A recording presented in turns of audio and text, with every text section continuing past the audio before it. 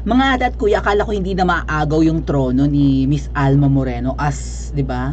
Or ang corona kay Miss Alma Moreno as talagang pinahiya ng bonggang-bongga ni Karen. There were attempts, napansin ko lang, na ipahiya ni Miss Karen noon si Isko, pero si Isko inaalas kasi Karen. Naalala niyo ba yung interview ni Miss Karen si Isko? Kanino daw napupunta yung mga ano diyan, yung mga upa sa Divisoria ng mga maglalako, mga vendor? Sabi ni Isko kay Eddie.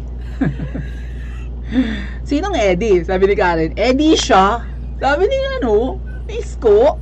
Pinaparinggan yata ni Isko noon si Erap Estrada. I think so, nung naging mayor ng Manila. Parang uso daw kasi noon yung ganyan. Ang mga upa ng mga vendors at ng mga nagtitinda sa Divisoria naglalako napupunta sa politiko. Ang sabi nga ni Yormi ay napupunta kay Eddie. Akala naman ni Karen kung sinong Eddie. Kung baka gustong ipahiya ni Miss Karen noon si Isko, hindi umubra. Same with Pacquiao. Gusto niyang mapahiya si Pacquiao na senador na walang aral. Yung pala si Pacquiao ay nag-aaral sa YOMAC. Alam niyo yung YOMAC? University of Makati. YOMAC yon. Sabi ni Pacquiao, YOMAC. O, tapos pala si Pacquiao, ang alam ko nakapag di ba gumraduate, hindi ko alam kung master's degree yun or nakatapos siya ng 4-year course na parang shortened. Basta si Pacquiao ay may degree sa YOMAC, okay? Hindi na ipahiya ni Miss Karen. So it remained, the crown remained to Alma Moreno. Ngayon naman napaltan na ni Migs Nograles. Itong babae. Recently in-interview siya ni Miss Karen. Hindi ko lang ma-play sa inyo yung video kasi makaka-copyright tayo ng ABS-CBN, okay? Pero niready ko yung verbatim, mangilan-ngilan sa sinabi ni Miss Karen, if not the actual verbatim, at mamaya pag-usapan natin, binara talaga ng SMNI itong si Migs Nograles sa kanyang mga sinagot kay Karen, okay? And sabi nga, pwedeng makasuhan itong congresswoman na ito. I hope makasuhan talaga ng SMNI sa kanyang pangingialam sa NTC, sa kagustuhan niyang ipasuspend ang SMNI. Okay? Kasi ang magde-decide ng suspension ng SMNI, mga atit kuya, sa aking pagkakaintindi, ay dapat ang NTC. Quasi-judicial kasi ang NTC, National Telecommunications Commission. Kumbaga, hindi sila kailangang mag-antay ng investigation ng korte for SMNI halimbawa. Pwede sila quasi-judicial nga po so pwede sila mag-investigate on their own at mag-decide kung dapat nilang isuspend ang isang prangkisa or i-revoke or isuspend ng isang media, 'di ba? So ito ni-ready ko po yung mga, kaya medyo na-late tayo kanina, ni-ready ko yung mga tanong ni Karen, yung mga napag-usapan. Ayan, nasa notes ko. Ayan. Okay. And then yan, mga nakabulat na lang yan, ano? Medyo marami-rami yan. Pero babasahin ko na lang sa inyo. And makikita nyo yung mga posts naman ng mga netizens patungkol dito sa interview ni Miss Karen. Again po, hindi ko ma-play yung video ng ANC or ng Head Start na program ni Karen kasi copyright nila yun no? May copyright ownership sila, so masa-strike tayo niyan. Mahigpit ang ABS-CBN when it comes to copyright. Kasi syempre, ba't naman kikita ang channel natin sa kanilang video, di ba? Or kikita ang sino mang vloggers and media ay sila yung nag-effort na mag-produce ng show, di ba? So kanila yung income dapat. Madamot ang katol, mga ate at kuya.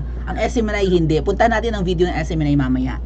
So sinabi na sa unang part ng interview ni Karen, sinabi ni Migs Nograles, ito po, Migs Margarita Nograles yan, okay? Familiar yung apelyedong Nograles kasi nga po may mga appointees yata dati na Nograles ang Duterte admin. Yung Carlos Nograles, kapatid nito. Sa unang part, pinaliwanag ni Miss Karen, di ba parang may revocation na nga daw, gustong bawiin yung prangkisa. Ang sagot ni Migs Nograles ng PBA party list, PBA yan, parang basketball, hindi ba siya basketballista, di ba? Ang mga party list minsan sinasadya nila na familiar ang pangalan ng party list nila para manalo sa botohan. Uy, party list sa PBA dito, interesado ako sa basketball, boto ko to. Ang ending, hindi naman yata sa basketball yan. Baka ano yan, no? I don't know kung ano ibig sabihin, hindi ako interesado sa party list ni Migs Nograles. Pero anyway, nanalo siya as kongresista, okay, ng PBA party list. Hindi siya kongresista ng ng distrito ng probinsya, okay? Yun ang pagkakaalam ko. PBA party list is parang tingog party list 'yan. Parang party list ng kung sino-sino, katulad ng ACT teachers, party list ng mga teacher, yung pala party list ng makakaliwa. Hindi naman talaga representative ng teacher yung si Franz Castro. So iba naman yung representatives ng mga ng mga distrito ng probinsya, di ba? Like probinsya halimbawa ng Laguna, 3rd district ng Laguna, ganyan, Cavite, so on and so forth.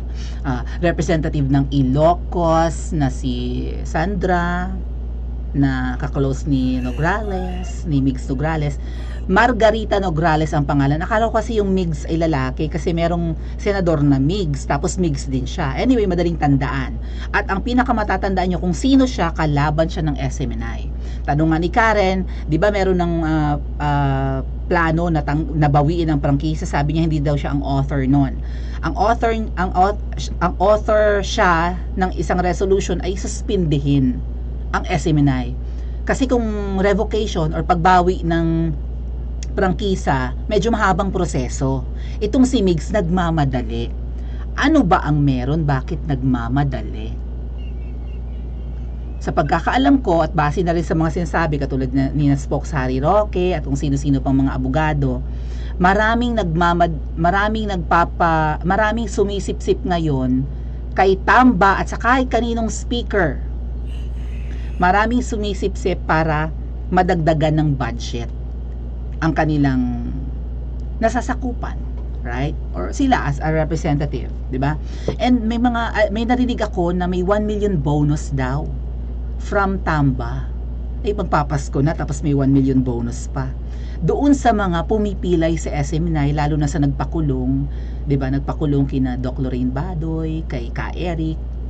Parang lahat yata nabigyan ng 1 million bonus, yung 315. Kung 1 million, kung totoo yung allegation na may 1 million bonus, ang lahat ng kongresista dahil sa nagtagumpay sila laban kay Ka Eric at kay Doc Lorraine, 315 million yun napunta lang sa bonus imbis mapunta sa proyekto para sa mga Pilipino. Pera natin yun mga ate at kuya. Malamang sa alamang.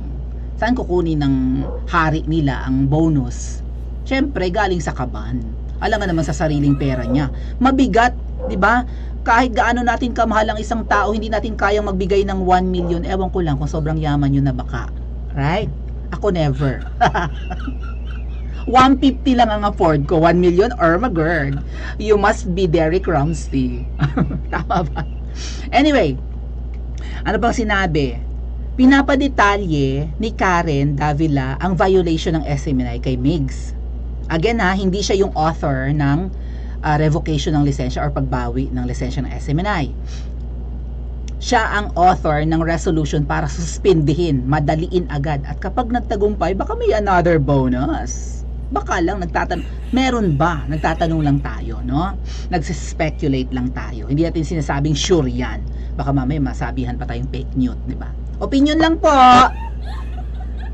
Congresswoman Migs Nograles, opinion lang, ha? Hindi ako nagbabalita, commentator lang kasi galit na galit sila sa kay Ka Eric at Doc Lorraine Badoy. Nagbibigay lang naman ng comment yung dalawa, nagtanong na nga lang tapos nakulong pa ng 7 araw. Hirap magtanong ngayon, di ba? Part din ng itatanong ni Karen yan mamaya. Ano pang sinabi? Pwede mo bang i-detalya ang violation? Sabi ni Karen, yung detalyado, yung may itindihan in layman's term, parang gano'n maintindihan ng mga nakikinig. Sabi ni Pabibong Migs Nograles, iti-tiktok ko na lang ito. Iti-tiktok ko na lang po ito, Pabibo. Kung napanood yung video, di ba, may ayamot kayo. Sabi ni Karen, not necessarily. Hindi mo kailangan gawin yan. Bibo kasi, iti-tiktok ko na lang. Iti-tiktok.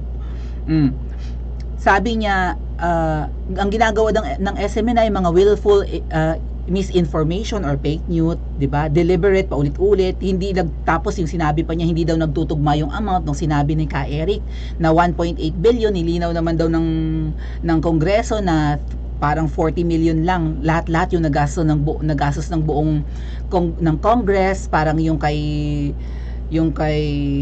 Tamba ay mga 4 million lang ang nagastos niya sa travel for, 'di ba, for this year.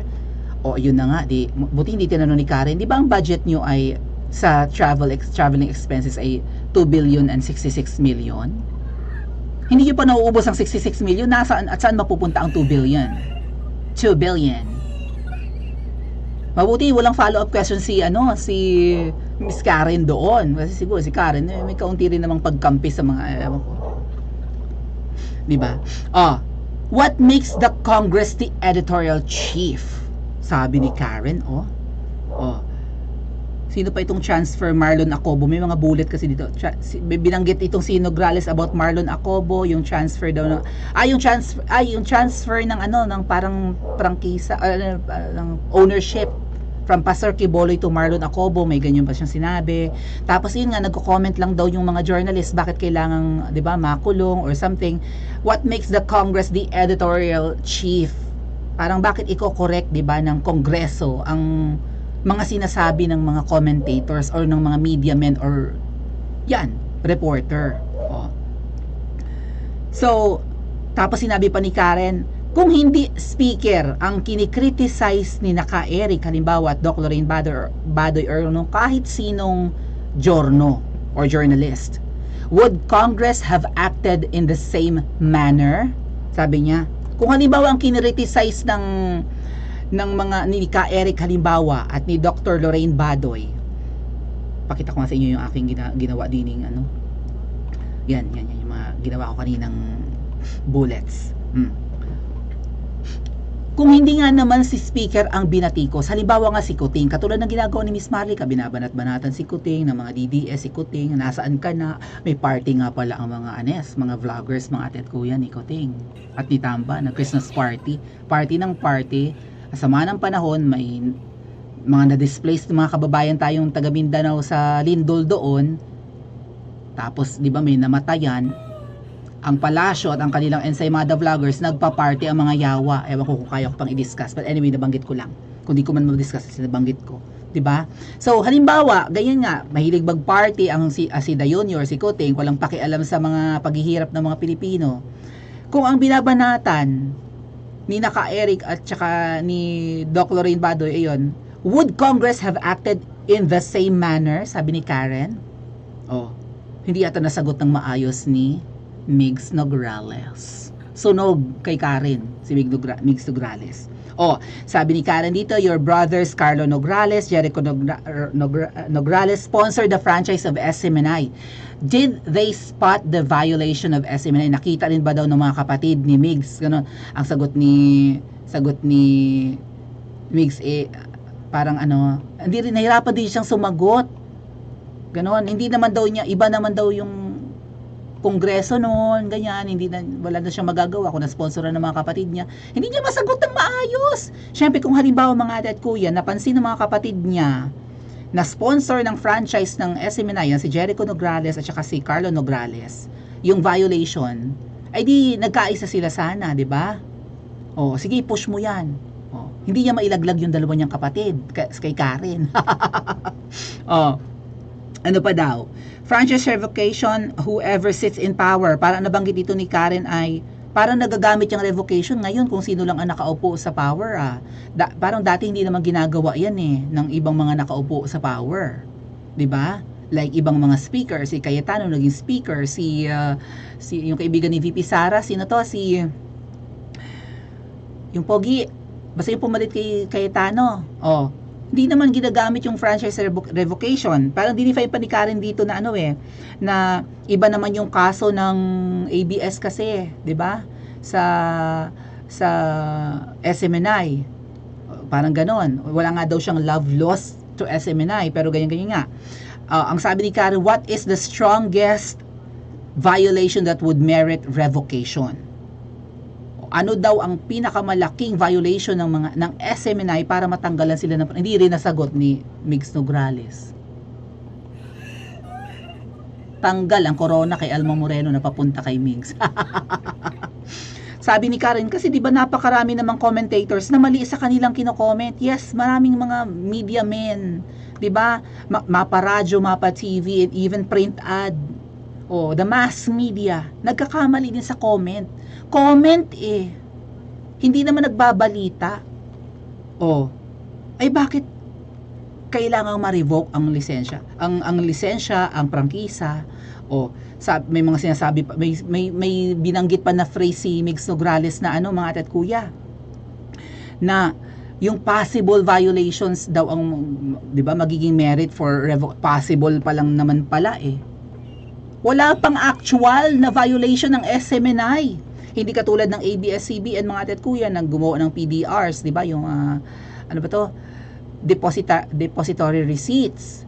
'Di ba may ganun ang ABS-CBN. Matagal nang kapag kasi yung PDRs nga po, ibig sabihin kapag may nag-donate or nagbigay ng pera sa isang media, lalo foreigner, may full control sila. May control sila sa media.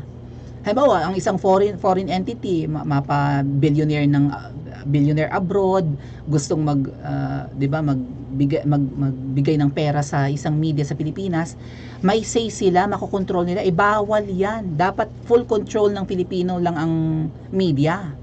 Hindi pwedeng may mga PDRs na ganyan, or yung lisensya ng ABS-CBN paso na ng matagal, nag-ooperate pa rin. So maraming violations, ibang-iba talaga. Kaya natanggalan ng prangkisa, denied, hindi revoked, hindi binawi. Sabi pa ni Miss Karen, nakakatuwa tong huli niya sinabi, during past administration kay PRRD, this information was tolerated. Lahat ng fake news laban kay PRRD, na si PRRD ay may di ba, nagfe-fentanyl, ganon, may malalang sakit, nagpagamot sa Singapore, drug lord si PRRD, at kung ano-ano pa, pati mga anak ni PRRD, miyembro ng Triad, di ba, may Davao Death Squad.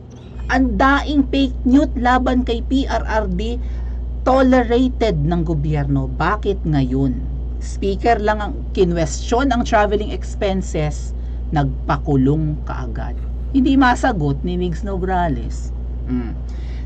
Same people angry with disinformation today. Parehong tao daw ang mga galit noon sa disinformation, parehong politiko. For the past 6 years, disinformation was used, was weaponized. Sabi ni Migs Nograles, iba naman kasi yung members of Congress noon kaysa ngayon. I can speak on their behalf. Hindi naman ako ang abogado nila. Yan nga po ang sinasabi ko sa inyo mga ate at kuya. Napakapiligroso ng mga abogadong katulad ni Migs Nograles. Katulad rin ng nakagat ng aso. Okay?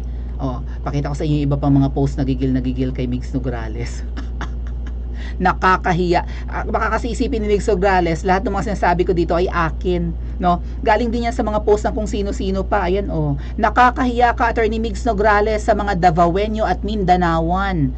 Karen Davila asked the right questions. Attorney Migs failed to provide a very objective response. Can she be cited in contempt? Baka pwede ka rin ipakulong katulad ni Doc Lorraine Badoy, hindi masagot ang tanong. Tapos nung hindi masagot ng maayos ni Doc Lorraine Badoy ang mga tanong, kasi minsan yes or no lang, hindi makapagpaliwanag, gusto nilang sagutin ng yes or no lang ni Doc Lorraine, hindi 'di ba? Hindi satisfied sa sagot, na ipakulong si Doc Lorraine. Dapat may cite in contempt itong babaitang ito. Ito nga po yung video, wag na lang natin lagyan ng audio, makaka-copyright ako, 'di ba? Yan. Yan, Karen Davila had at least 4 critical questions, none of them was answered by Kong Migs Nograles. Because she was deflecting them. Iniiwasan ba niya? The most critical for me is, what makes it national security?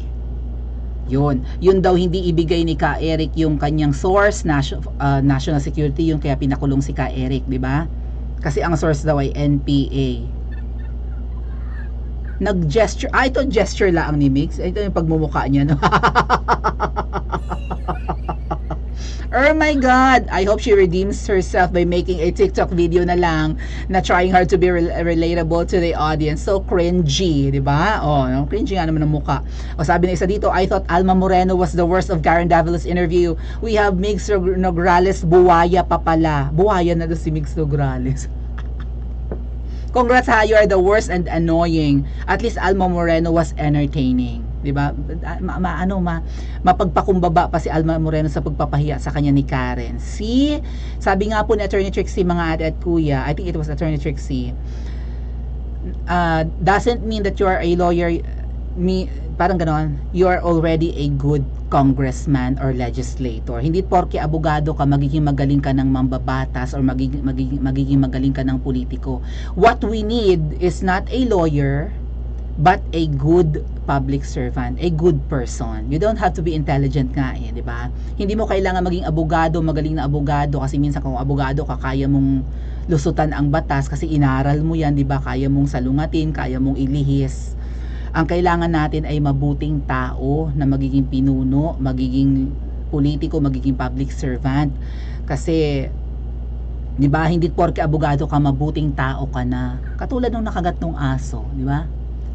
Ito ang mahirap kapag ang katalinuhan ay gagamitin sa kabuktutan. Agree ba kayo mga ate at kuya? Mananalo ba siya sa Davao kung sakaling tumakbo siya? Or mananalo ba ang mga Nograles sa Davao sakaling labanan nila ang mga Duterte sa mga susunod na elections?